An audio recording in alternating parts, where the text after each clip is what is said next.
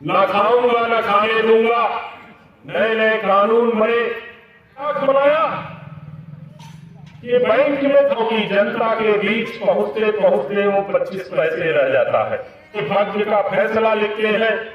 थाने में न्याय नहीं मिलता, तहसीलों का चक्कर काटते काटते लोगों गुंडे थाने में बैठ करके अपराध करते थे। तहसीलों में गुंडे बैठ करके लोगों की जमीनों को हथियाने का काम करते थे।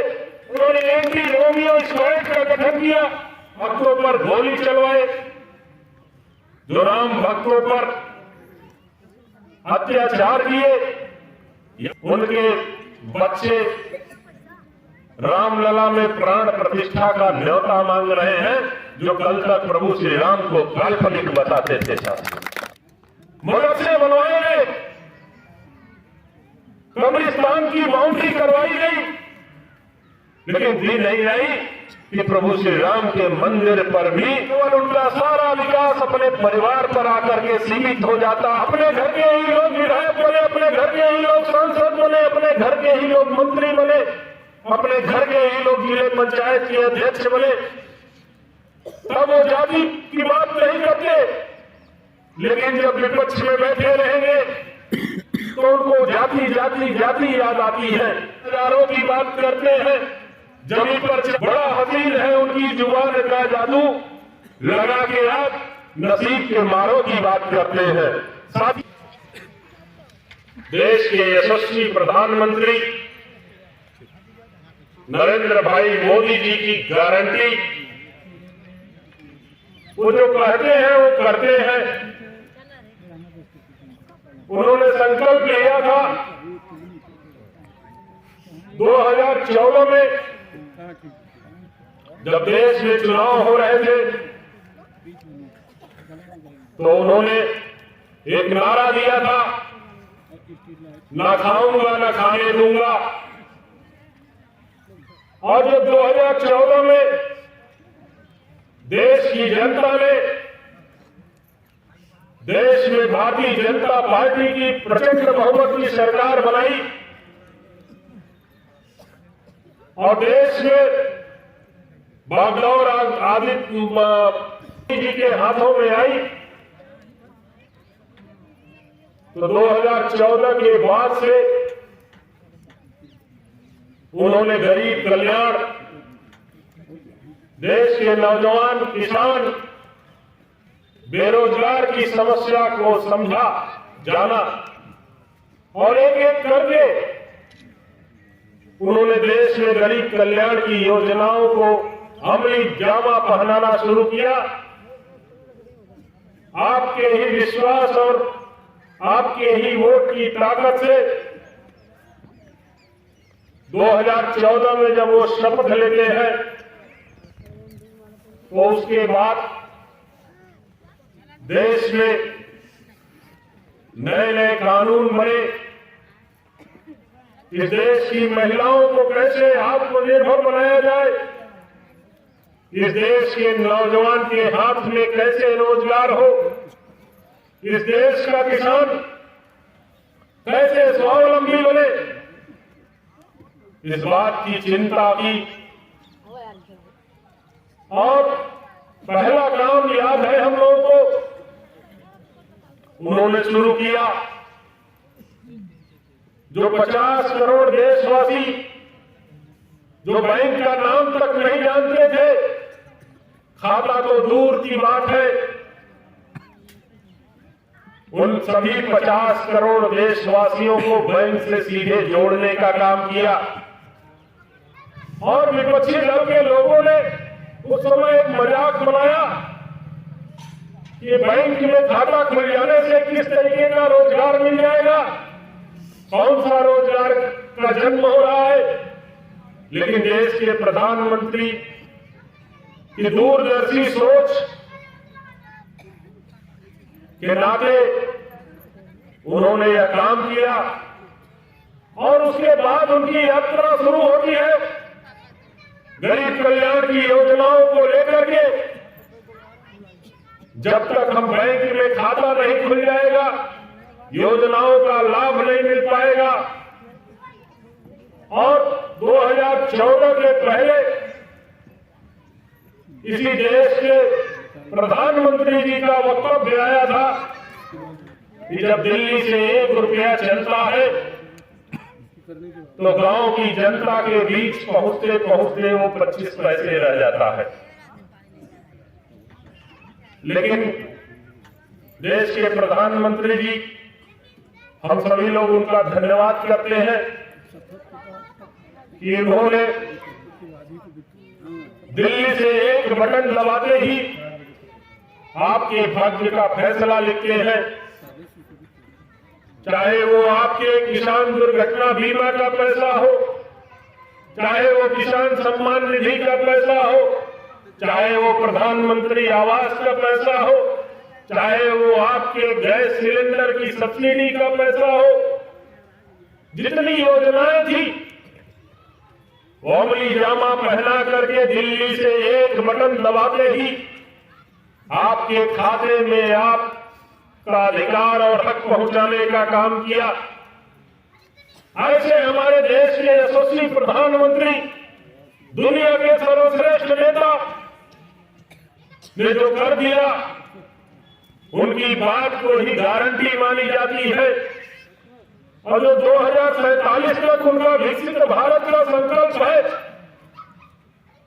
जब तक जो देश की आबादी 80% गांवों में निवास करती है और उस आबादी के कल्याण के लिए उन्होंने संकल्प लिया है, तो निश्चित तौर पर दिन रात वो आपके भाग्य, आपके बच्चों के भविष्य की चिंता करने का काम करते हैं।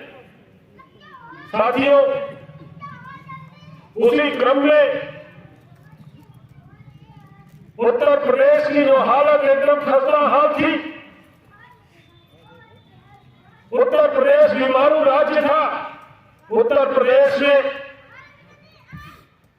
अस्पताल में मरीज को इलाज नहीं मिल पाता था, थाने में न्याय नहीं मिल पाता था, तहसीलों का चक्कर काटते काटते लोगों के पैर घिस जाते थे, लेकिन न्याय की उम्मीद करना बहुत दूर की बात होती थी।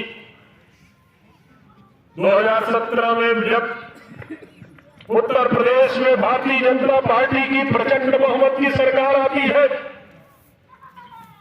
और उत्तर प्रदेश का भाग्य लिखने के लिए मोदी जी जब उत्तर प्रदेश के यशस्वी मुख्यमंत्री योगी आदित्यनाथ जी पर भरोसा करते हैं, तो उस भरोसे पर खरा उतरते हुए योगी जी ने जन कल्याणकारी योजनाएं चलाई, लोगों के हितों की योजनाएं चलाई। उत्तर प्रदेश जो जंगल राज कायम था, प्रशासनिक अराजकता चरम पर थी, गुंडे थाने में बैठ करके अपराध करते थे, तहसीलों में गुंडे बैठ करके लोगों की जमीनों को हथियाने का काम करते थे। जब 2017 में प्रदेश में योगी आदित्यनाथ जी का नेतृत्व आया, तो उन्होंने उत्तर प्रदेश से गुंडों को खदेड़ने का काम किया। गुंडे या जेल की सलाखों के पीछे गए या उत्तर प्रदेश छोड़ करके भाग गए। साथियों, यह आपके उत्तर प्रदेश के यशस्वी मुख्यमंत्री योगी आदित्यनाथ जी का कमाल था। नहीं तो राह चलते बहन बेटी की आबरू लूटी जाती थी और थाने पर पीड़िता को न्याय भी नहीं मिलता था। लेकिन आज किसी सोहरे के अंदर इतनी हिम्मत नहीं है कि 12 बजे रात भी हमारी आपकी बहन बेटियों के साथ नजर उठा करके देख ले। यह होता है परिवर्तन। साथियों, उन्होंने एंटी रोमियो स्क्वाड का गठन किया। स्कूलों के बाहर, कन्या विद्यालयों के बाहर एंटी रोमियो के स्क्वाड गठित हुए और उस पर कार्रवाई हुई। आज समाज में भय और भ्रष्टाचार का माहौल का अंत हुआ। ये उत्तर प्रदेश गौरवशाली सांस्कृतिक विरासत रही है हमारी। इसी उत्तर प्रदेश में प्रभु श्री राम ने जन्म लिया, इसी उत्तर प्रदेश में प्रभु श्री कृष्ण ने जन्म लिया। और प्रभु श्री राम जो अब तक झोपड़ी में थे, वो 22 तारीख को भव्य महल में विराजमान होने जा रहे हैं। यह गौरवशाली क्षण हम सभी के लिए बहुत ही सुखदायक है, बहुत ही हम सब के लिए एक गौरवशाली दिन है। निश्चित रूप से साथियों, हम सभी लोग बहुत ही सौभाग्यशाली हैं कि हम उस क्षण के साक्षी बनने जा रहे हैं। आने वाली 22 तारीख को देश के यशस्वी प्रधानमंत्री के हाथों प्रभु श्री राम अपने भव्य महल में विराजमान होंगे। उनकी प्राण प्रतिष्ठा का कार्यक्रम है। पूरे देश में हर्षोल्लास रहेगा, पूरे देश में दिवाली का जश्न रहेगा। आप सभी लोग भी उसमें बढ़ चढ़ करके हिस्सा लेंगे। पूरी पार्टी उस दिन उत्तर प्रदेश में सार्वजनिक अवकाश भी घोषित कर दिया गया है। साथियों, विपक्षी दल के लोग जो राम भक्तों पर गोली चलवाए, जो राम भक्तों पर अत्याचार किए, यातना किए, 500 वर्षों के लंबे संघर्ष के बाद अयोध्या में प्रभु श्री राम विराजमान होंगे।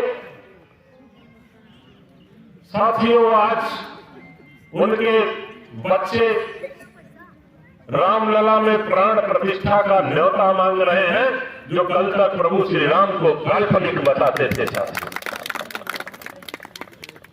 जब उनकी सरकारें रही तो भारत की गौरवशाली सांस्कृतिक विरासतों पर एक ईंट रखने का काम नहीं किया। आज वो प्रभु श्री राम के प्राण प्रतिष्ठा में न्योता मांग रहे हैं। मदरसे बनवाए गए, कब्रिस्तान की बाउंड्री करवाई गई, लेकिन प्रभु श्री राम के लिए उनको बुद्धि नहीं आई कि प्रभु श्री राम के मंदिर पर भी एक ईंट रख देते। साथियों, आज चुनाव नजदीक है, जाति पाति की बात कर रहे हैं विपक्षी दल के लोग, लेकिन जब गरीब के कल्याण की बात करते हैं हमारे प्रधानमंत्री और मुख्यमंत्री, वो जाति की बात करते हैं। जब हमारे मुख्यमंत्री प्रधानमंत्री रोजगार की बात करते हैं, नौजवान के हाथ में नौकरी की बात करते हैं, तो वो जाति की बात करते हैं। जब इस देश की आधी आबादी को स्वावलंबी बनाने की बात करते हैं, तो विपक्षी दल के लोग जाति की बात करते हैं। उनके पास जाति के एजेंडे के अलावा कुछ भी नहीं है, लेकिन जब सरकार में होते हैं तो जाति को भी भूल जाते हैं। तब वो केवल और केवल उनका सारा विकास अपने परिवार पर आकर के सीमित हो जाता है। और एक तरफ हमारे पास वो नेतृत्व है कि जिनके पास अपना कोई परिवार नहीं है, जिनके भाई और भतीजे, जिनके मां 10x12 के कमरे में रहते हैं, और एक तरफ ऐसे लोग हैं जब वो सरकार में आए तो बड़े बड़े महल, बड़े बड़े किले अपने भाइयों, अपने भतीजों को बनवाए। अपने घर के ही लोग विधायक बने, अपने घर के ही लोग सांसद बने, अपने घर के ही लोग मंत्री बने, अपने घर के ही लोग जिले पंचायत के अध्यक्ष बने। तब वो जाति की बात नहीं करते, लेकिन जब विपक्ष में बैठे रहेंगे तो उनको जाति जाति जाति याद आती है। इसी बात पे एक शेर कहना चाहूंगा कि नजर नहीं है नजारों की बात करते हैं, नजर नहीं है नजारों की बात करते हैं, जमीन पर चांद सितारों की बात करते हैं। वो हाथ जोड़कर बस्ती को लूटने वाले भरी सभा में सुधारों की बात करते हैं। बड़ा हसीन है उनकी जुबान का जादू, बड़ा हसीन है उनकी जुबान का जादू, लगा के आग नसीब के मारों की बात करते हैं। साथियों, उनका कोई लेना देना नहीं है किसी जाति से। जो सत्ता में आएंगे तो केवल उनकी नजर खजाने पर टिक जाती है, फिर वो जाति पाति भूल जाते हैं।